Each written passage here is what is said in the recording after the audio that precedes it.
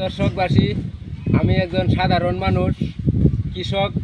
আমার বিবেকে যেমন একটি কথা আসছে আমি তেমনই বলতে চাই। যদি ভুল ত্রুটি হয় সবাই মাফ করে দিবেন। আমি বলতে চাই, এই সোনার বাংলাদেশের পুলিশ এখন মুখ খুলছে।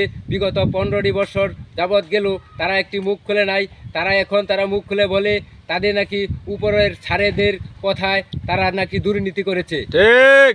তারা যে দুর্নীতি করেছে তারা বিভাগে বাজছে, কিন্তু তারা প্রতিবাদ করতে পারে নাই চাকরির ভয়ে। আরে ভাই, এই সারা বাংলাদেশের মধ্যে একটা পুলিশও যদি প্রতিবাদ করে সাসপেন্ড হয়ে থাকতেন, আজকে আবু সাইদের মতো আপনারাও সারা জীবনের জন্য, সারা পৃথিবীর জন্য অমর হয়ে থাকতেন। ঠিক।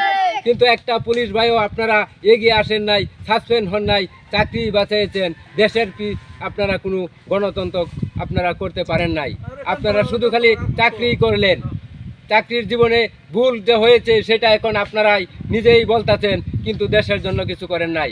আজকে আমি বলতেছি, আবার একটা পুলিশ যদি এই সাসপেন্ড হইতেন দুর্নীতিদের বাদকে ধরিয়ে, তাহলে আজকে আবু সাইদের মতন এই সারা বাংলাদেশে অমর হয়ে থাকতেন।